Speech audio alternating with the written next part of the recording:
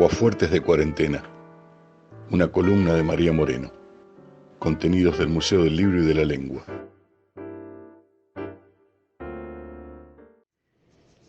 Chuic.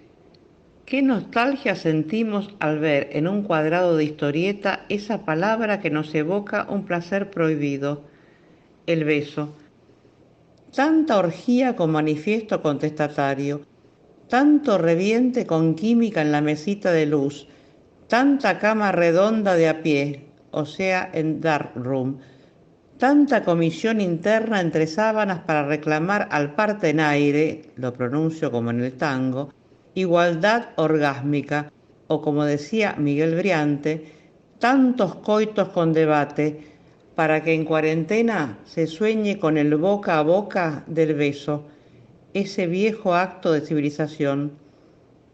Luego de un período grosero en que, según las historietas, el hombre tomaba a la mujer más o menos con la condescendencia de los perros y la transportaba luego de los pelos por el pringoso piso de la caverna, cuando la pareja humana se hizo más o menos bípeda y las chicas también comenzaron a arreglárselas con el uso del garrote de pinches, vinieron besos que sonarían a todo menos a chuic.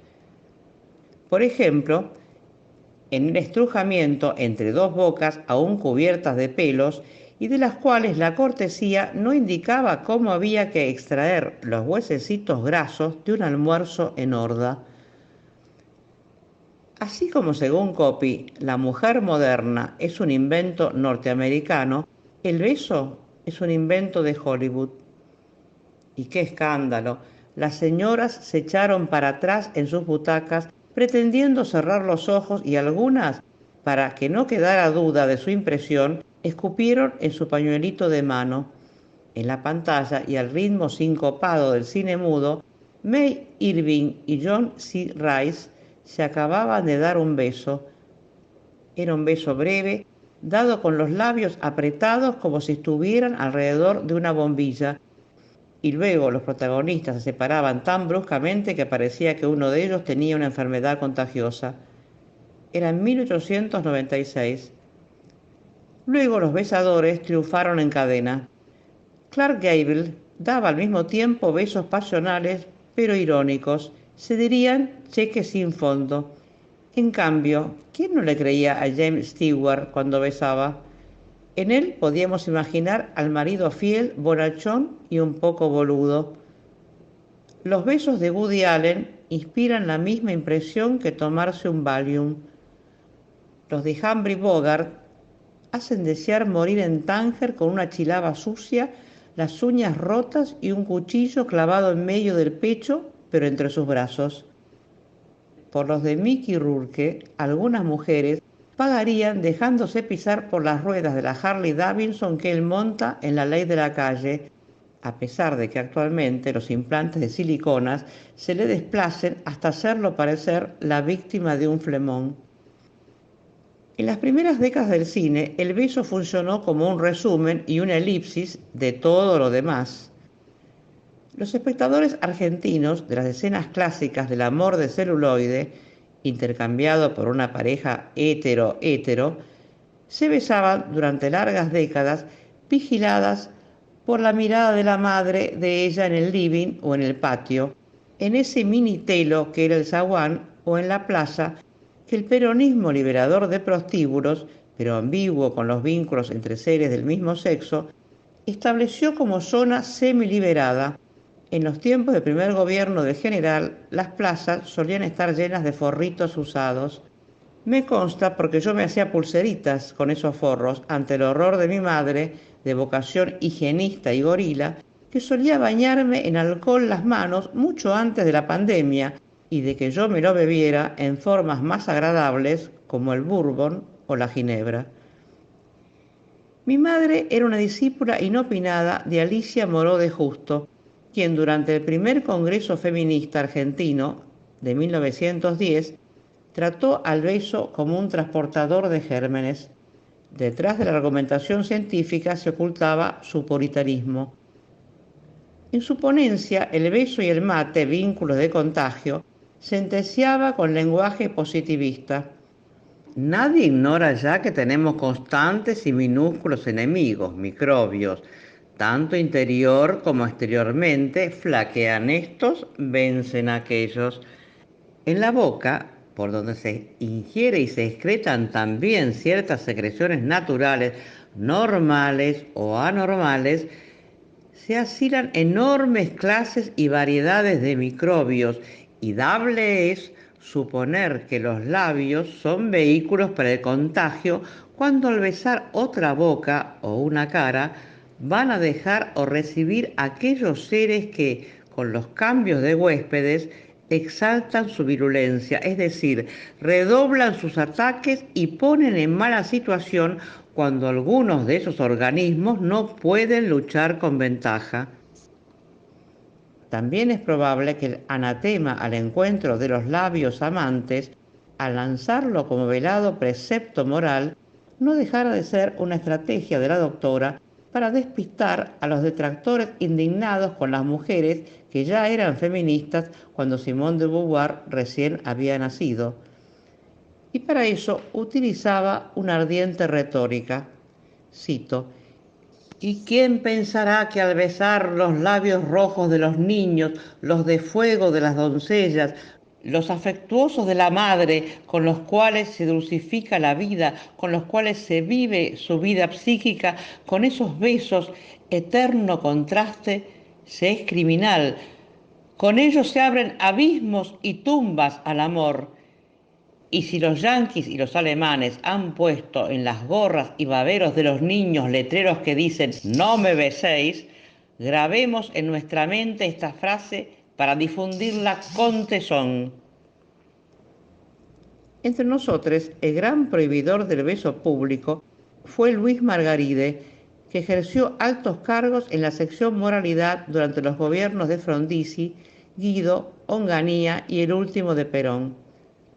Conocido como la tía Margarita, se especializaba en llevar presos a hombres y mujeres que se besaban en los parques, aunque lo hicieran con el sexo correcto, es decir, el opuesto, y en delatar a los adúlteros que reclutaba en los hoteles alojamiento mediante un llamado telefónico a los cónyuges.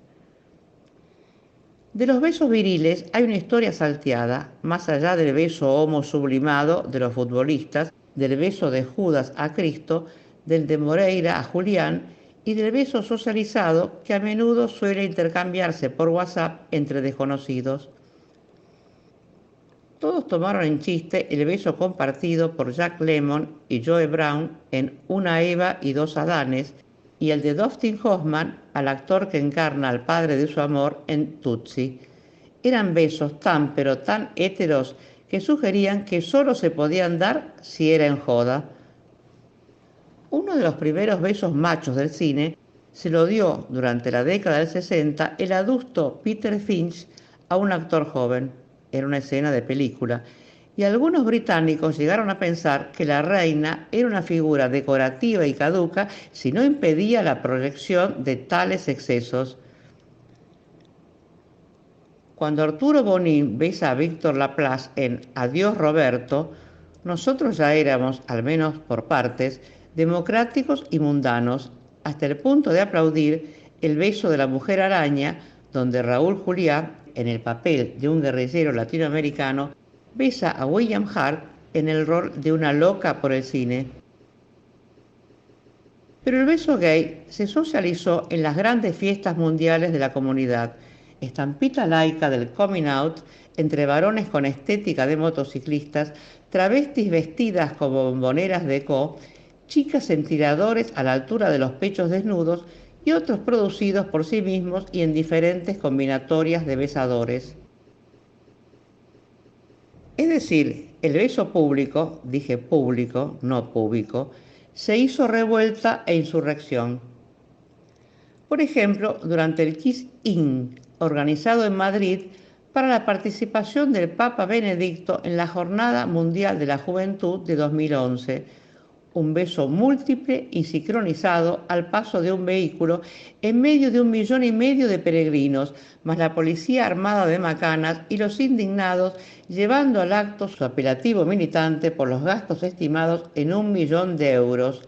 y que pareció dirigido por un experto en escenas de masa de película. Una lluvia feroz se desató cuando Benedicto mencionara eso del matrimonio entre un hombre y la mujer abierto al don divino de la vocación, una indirecta contra la ley de matrimonio igualitario que rige en España, como si Dios, menos papista que el Papa, le hubiera mandado a su servidor un spot de diluvio universal como castigo. Pero ¿y las chicas? Nuestra primera versión nacional fue un 8 de marzo de 1987, Día Internacional de la Mujer, donde un grupo de chicas que llevaban en la cabeza vinchas color lila con la inscripción apasionadamente lesbianas intercambió piquitos frente al Congreso. Más recientemente, el besazo humedeció la protesta en boliches como La Biela, donde 2 besadoras fueron llamadas al orden, pero también en otros como Tom Jones, en Necochea, y Ajenjo, de Rosario. Marcha atrás, que es como se decía en el tiempo de Ñaupa a los disidentes sexuales, pero que acá significa otra cosa, en 2019 la jueza Marta Yungano condenó a 1 año de prisión en suspenso a Marian Gómez por la viaba de un beso a su esposa Rocío Girat con el pretexto de resistencia a la autoridad, entre otros, al oficial Karen Villarreal. Lo que la sacó de quicio no era un beso dado por impulso fiestero que se caga en el público, sino que las besadoras estuvieran casadas. Es decir, se trataba de un beso como sello cotidiano feliz en la repetición, luego del reconocimiento de un derecho, el del matrimonio igualitario. La jueza encaró entonces a un tipo de funcionaria que, entronizándose como excepción, como si dijera a mí no me van a patotear a estas feministas, hace un gesto que pretende, al mismo tiempo que de rebelión, de hiperobediencia a la ley, como si el status quo reaccionario necesitara de un ritual de cohesión.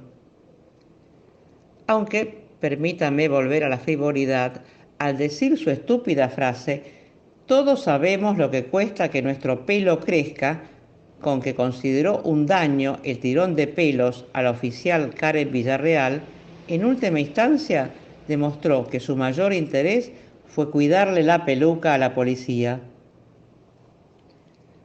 Hasta la cuarentena, el beso era de todes, pero también había perdido su carga erótica. La prueba es que se intercambia de palabra y telefónicamente entre personas que ni se conocen, estudiar el rubro representantes artísticos y agentes de prensa. El nombre del beso social lo decía todo, piquito, nada que ver con los besos franceses que se extendían hasta la glotis y dejaban un hilito de saliva en el medio, o cuando los labios se alejaban entre jadeos en el escenario de un sillón incómodo. El piquito nos había convertido en pajarones. Para Néstor Perlonger, la llegada del SIDA no fue un fin de fiesta que limitaba los goces públicos de baños, boliches, bares, puertos y discotecas para recluir en la monogamia y el uso de lo que hoy podríamos llamar el barbijo de abajo, el forro, sino que radicalizó trágicamente lo que declinaba por saturación.